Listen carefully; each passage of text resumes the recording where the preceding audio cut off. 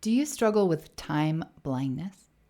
It's when you have trouble estimating how long something is going to take or how long something took and have trouble understanding the passage of time. Everyone has a little bit of this sometimes, but those of us with ADHD have a greater tendency towards struggling with time blindness. So, what to do? Over the next 5 minutes, I'm going to walk you through some simple strategies to improve your relationship with time. Yes, it's possible for time to be on your side.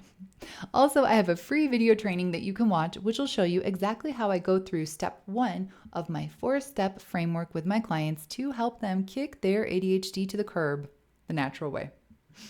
It starts with a total nutrition overhaul, and I break down exactly how to get started in the training. Just drop me a line below with the word video, and I'll reach out and send it your way. Now, for those of you who don't know me, hello, my name is Julie Saad. I'm an ADHD and nutrition coach. I'm like a 2-in-1 deal. I help my clients reduce their ADHD symptoms by 95% with decadent and delicious food. Yeah, food, I said food, without relying on medication so that they can go from frazzled to focused, get fit, and find time for fun. Because without fun, what the heck are we all doing here? Am I right?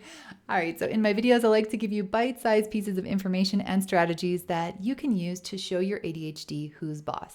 Hint, it's you. You're the boss. All right, so what are some things that we can do to better deal with time, even if we have a bit of time blindness? Well, let's see. If your time blindness is happening as a result of your ADHD, note that time blindness can also show up alongside such things as depression, anxiety, grief, alcohol overuse, and sleep deprivation, to name a few. Then treating your ADHD itself will help, whether that's through medication or the natural route, like through dietary therapy and lifestyle changes. If you've seen any of my other videos, you knew that was coming.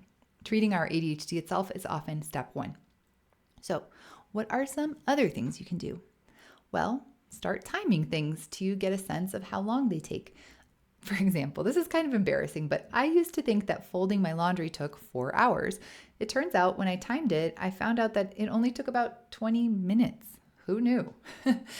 I've also timed how long it took me to write things. Now, I know that writing anything basically that I do that involves extensive research, for example, can sometimes take me an entire day or two, not the 45 minutes I had convinced myself it took.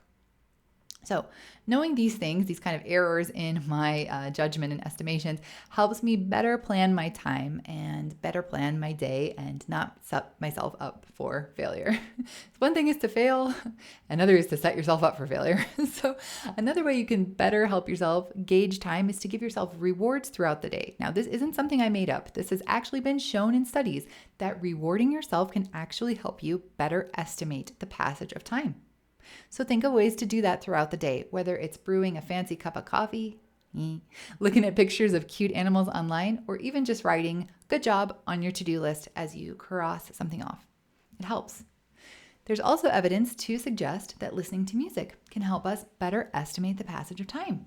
And you can also use songs or a playlist as a timer to help you out so you understand how much time you've spent on something. I do this when I'm cleaning. So those are a few ways you can make it a little easier for yourself to understand the passage of time and the concept of time, something that can be challenging for many of us with ADHD. Now, if you don't know this already, the first part in my 4-part framework for reducing ADHD the natural way is through dietary therapy. And the diet that's considered the gold standard in the treatment of ADHD is the ketogenic diet, or keto for short. I've created a free video guide that you can watch that shows the exact steps I use with my clients to get them started on keto for mental health. It's a free guide, no email address or opt-in form required. Just leave a comment with the word video and I'll get in touch and send it your way.